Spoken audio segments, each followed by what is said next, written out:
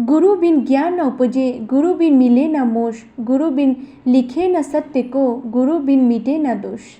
गुरु पूर्णिमा की हार्दिक शुभकामना आप सभी को। गुरु पूर्णिमा एक विशेष दिन है जिस दिन हम अपने शिक्षकों को उनके ज्ञान को हमारे साथ साझा करने और हमें सही मार्ग पर मार्गदर्शन करने के लिए धन्यवाद देते हैं। गुरु या शिक्षक हमें जीवन के गहरे अर्थ को समझाने में मदद करता है और हमें ईश्वर के करीब लाता है। गुरु पूर्णिमा भारतीय इतिहास के सबसे सम्मानित गुरुओं में से एक है। वेद व्यास जी का जन्म का प्रतीक है। वेद व्यास जी के सम्मान में गुरु पूर्णिमा को व्यास पूर्णिमा के रूप में भी जाना जाता है। उन्होंने वेदों का संकल्प किया और महाभारत और पुराण लिखे। इस प्रकार अपने काम के माध्यम से महान ज्ञान का प्रकाश किया।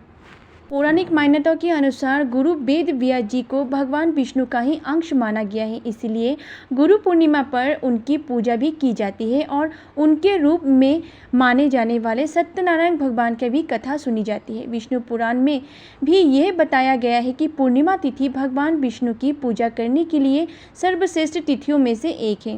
अगर आप भी गुरु पूर्णिमा के दिन गुरु का पूजा कर उनका आशीर्वाद पाना चाहते हैं तो इस शुभ अवसर पर आज मैं आपको 2 पौराणिक कथाएं सुनाने जा रही हूँ। आशा करती हूँ आपको ये कथाएं पसंद आए तो मेरे वीडियो को लाइक कीजिएगा, चैनल को सब्सक्राइब कीजिएगा और बेल आइकन को क्लिक कीजिएगा। कमेंट बॉक्स पे आप अपना राय ज़रूर लिखिएगा। तो चलिए इस वीडियो को करते हैं शुरू। गुरु पूर्णिमा की यह कहानी हमें वेद व्यास जी के जन्म के बारे में बताती है। एक बार की बात है, पराशर नाम के एक ऋषि थे। वे एक महान विद्वान और बुद्धिमान व्यक्ति थे जो अपना अधिकांश समय वेदों, ज्ञान और बुद्धि से भरे शास्त्र के अध्ययन और दूसरों को पढ़ाने में बिताते थे। एक दिन ऋषि पराशर यमुना नदी के पास यात्रा कर रहे थे। वे नदी पर पार करना चाहते थे। उन्होंने सत्यवती नाम की एक महिला को नदी के किनारे नाव के पास बैठे देखा। सत्यवती एक मछुआरे की बेटी थी। वो बहुत दयालु और बुद्धिमान थी। ऋषि पराशर सत्यवती के गुणों से बहुत प्रभावित हुए। उन्होंने पता चला कि उनको संतान भी बहुत बुद्धिमान और ज्ञानी होगा। उसकी अनुमति से ऋषि पराशर ने सत्यवती से विवाह किया। सत्यवती ने एक बच्चे को जन्म दिया। यह बालक कोई साधारण बालक नहीं था। वो महान गुणों के साथ पैदा हुआ था। ऋषि पराशर ने उसका नाम कृष्ण देवपायन रखा। जैसे जैसे कृष्ण देवपायन बड़े हुए वे व्यास के नाम से प्रसिद्ध हुए, जिसका अर्थ है वेदों का संकल्प करता। वेद व्यास अपने पिता की तरह ही एक बुद्धिमान और विद्वान ऋषि बने। उन्होंने अपना जीवन वेदों के साक्षात ज्ञान का अध्ययन करने और उसे सुरक्षित करने में समर्पित कर दिया। उन्होंने वेदों को 4 भागों में विभाजित किया, ऋग्वेद, सामवेद, यजुर्वेद और अथर्ववेद, ताकि लोगों के लिए इन्हें समझाना और उनका पालन करना आसान हो सके। वेद व्यास जी कई शिक्षकों को शिक्षा दी और आम लोगों को बीज ज्ञान का प्रयास किया। उनकी शिक्षाएं और लेखन लोगों को ज्ञान का सम्मान करने, सिखाने की कोशिश करने और दूसरों के साथ ज्ञान साझा करने के लिए प्रेरित करते हैं। गुरु पूर्णिमा पर हम वेद व्यास जी जैसे शिक्षकों का सम्मान करते हैं जिन्होंने लोगों को शिक्षित करने में महत्वपूर्ण योगदान दिया है। दूसरी कथा के अनुसार एकलव्य एक बहादुर बालक था। वो जंगल में रहता था। उसके पिता का नाम हिरण्यधनु था जो उसे हमेशा आगे बढ़ने की सलाह देता था। एकलव्य को धनुष बाण बहुत प्रिय था, लेकिन जंगल में उम्दा धनुष और बाण ना होने के कारण एक दिन वो धनुष विद्या सीखने के उद्देश्य से गुरु द्रोणाचार्य के यहाँ आश्रम में आए। एकलव्य गुरु द्रोणाचार्य के पास आकर बोले, गुरुदेव, मुझे धनु विद्या सिखाने की कृपा करें। तब गुरु द्रोणाचार्य के समक्ष धर्म संकट उत्पन्न हुआ, क्योंकि उन्होंने भीष्म पितामह को वचन दिया है कि वे केवल राजकुमारों को ही शिक्षा देंगे और एकलव्य राजकुमार नहीं था। अंत उसे धनुर्विद्या कैसे सिखाऊं? अंत द्रोणाचार्य ने एकलव्य से कहा, मैं तुझे धनुर्विद्या नहीं सिखा सकूंगा। एकलव्य घर से निश्चय करके निकला था कि वो केवल गुरु द्रोणाचार्य से ही अपना गुरु बनाएंगे। अंत एकलव्य ने अरण्य में एकांत में जाकर गुरु द्रोणाचार्य की मिट्टी की मूर्ति बनाई और मूर्ति की ओर एकांतक देखकर ध्यान करके उसी से प्रणाम लेकर वो धनुर्विद्या सीखने लगा। मन की एकाग्रता तथा गुरु भक्ति के कारण उसे उस मूर्ति से प्रेरणा मिलने लगी।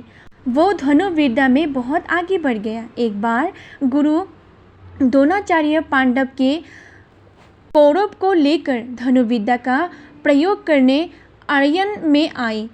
उनके साथ एक कुत्ता भी था जो थोड़ा आगे निकल गया। कुत्ता वहीं पहुंचा जहां एकलव्य अपनी धनुर्विद्या का प्रयोग कर रहा था। एकलव्य के खुले बाल एवं फटे कपड़े देखकर कुत्ते भौंकने लगे। एकलव्य ने कुत्ते को लगे नहीं चाटने पहुँचे और उसका भौंकना बंद हो जाए इस दंग से 7 बाण उसके मुंह में थमा दिए। कुत्ता वापस वहां गया जहां गुरु द्रोणाचार्य के साथ पांडव और कौरव थे।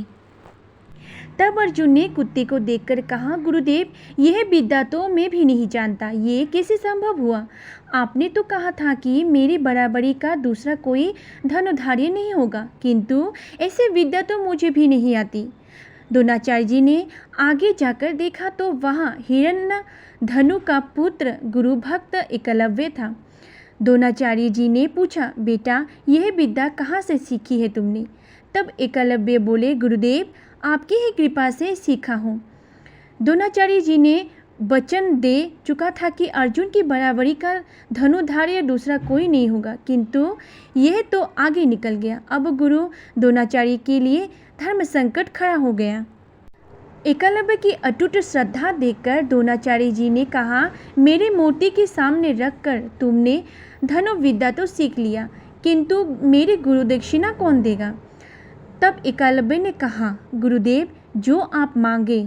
द्रोणाचार्य जी ने मौका ताड़ लिया और तब एकलव्य से कहा, तुम्हें मुझे गुरु दक्षिणा के रूप में तुम्हें मुझे अपना दाहिना हाथ का अंगूठा देना होगा। सभी लोग हैरान थे, यहाँ तक अर्जुन भी। सभी जानते थे कि एक धनुर्धारी अपने दाहिने अंगूठे के बिना तीर नहीं चला सकता। एकलव्य ने स्थिर दृष्टि से द्रोणाचार्य जी के आंखों पर देखा। उसे इस मांग के पीछे का कारण समझ में आ गया। फिर भी उसने कहा, मैं आपकी इच्छा का उल्लंघन कभी नहीं करूँगा। महाराज, मैं आभारी हूँ कि आपने मुझे अपना शिष्य माना, भले ही मैं शूद्र हूँ। यह कहकर उसने एक चाकू लिया और अपना दाहिना अंगूठा काटकर अपने गुरु के चरणों में रख दिया। द्रोणाचार्य जी ने समेत सभी लोग लड़की के साहस पर आश्चर्यचकित थे। द्रोणाचार्य जी ने एकलव्य को आशीर्वाद दिया, तुम दूर दूर तक एक महान धनुर्धारी के रूप में जाने जाओगे। भले ही तुम्हारे पास अंगूठा ना हो, इसके अलावा तुम हमेशा अपने गुरु के प्रति अपनी निष्ठा के लिए सबसे महान छात्र के रूप में याद किए जाओगे। ऐसा कहकर द्रोणाचार्य जी और पांडव जंगल से चले गए। एकलव्य ने तर्जनी और मध्यमा अंगुली से निशाना साधना सीखा और आज तक आदर्श विद्यार्थी का उदाहरण बना हुआ है।